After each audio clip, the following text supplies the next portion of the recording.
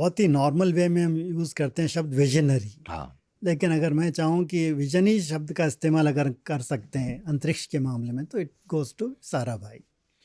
क्योंकि देखिए, to think of a program कि अब हम अंतरिक्ष में रिसर्च शुरू करेंगे और आगे योजना बनाएंगे और उसको जो नेशनल गोल्स हैं उससे कनेक्ट करना। क्योंकि अगर आपको पॉलिटिकल सपोर्ट चाहिए, ऐसा नहीं है कि उस समय क्रिटिसिज्म नहीं होता अरे था, बिल्कुल। सारे अखबारों में कार्टून्स होते थे, पार्लियामेंट में कई क्वेश्चंस उठाए जाते देश थे कि भूखा भाई है, तुम्हें बिल्कुल। चांद पे जाना है। एक बहुत बड़ा वो शंकर का शायद कार्टून है हाँ, कि वो भाभा के ऊपर एटॉमिक एनर्जी, एक बैलगाड़ी जा रही है और उसके पहिए की जगह जो एटॉमिक एनर्जी का साइन होता है ना, जो हाँ जो आज उनका एम्बलम भी है एटॉमिक एनर्जी, जी, तो वो लगा वो हुआ लगा है। तो हुआ भाई बैलगाड़ी इस अजीब तरह के पहियों से कैसे चलेगी, एटॉमिक एनर्जी से बैलगाड़ी तो नहीं चल सकती। तो इस तरह का बहुत पब्लिक क्रिटिसिज्म होता था। ऐसा नहीं है कि पॉलिटिकल लीडरशिप, नेहरू का विजन था तो सब कुछ एवरीबडी वाज कन्विंस्ड, नहीं, it's not like that. Saha जो खुद scientist, he was a great critic of Nehru and Bhabha.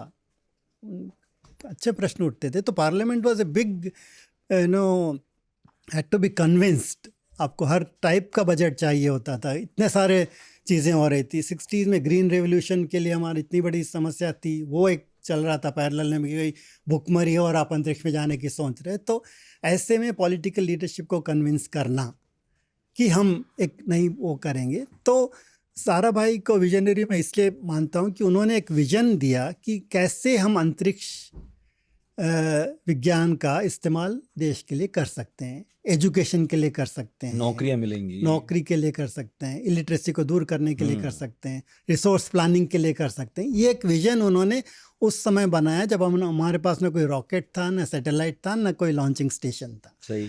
तो 71 में उन्होंने एक पेपर लिखा, डिपार्टमेंट ऑफ एटॉमिक एनर्जी में ही था तब भी, कि what is the ISRO's vision for next 10 years.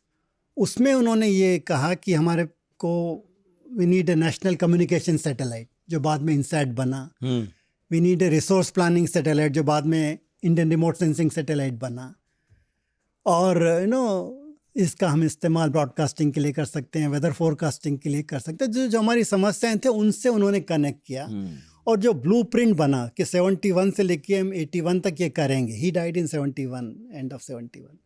सो ये जो ब्लूप्रिंट बना, तो उन्होंने एक जो योजना बनाई और कैसे उसको करना, उसके लिए बैकवर्ड्स उन्होंने क्लियर कहा था कि भाई हमारे पास ऐसा कोई विजन नहीं है। आज के संदर्भ में वो गलत हो सकता है कि हम चांद पर जाना नहीं चाहते, हम we don't have any fantasy of sending humans to other planets, ये उन्होंने कहा था। क्योंकि उसका कॉन्टेक्स्ट ये था कि तब जो अमेरिका और सोवियत संघ के बीच में रेस थी कि सबसे पहले मून पर कौन लैंड करेगा। तो उनका ये कहना था कि हम वो नहीं करना चाहते, we want to use it for national. हम उस वॉर में नहीं हैं, तो ये मत समझिए कि हम बिल्कुल बेमतलब खर्चा कर रहे हैं ताकत दिखाने के लिए। तो ये उन्होंने कन्विंस किया।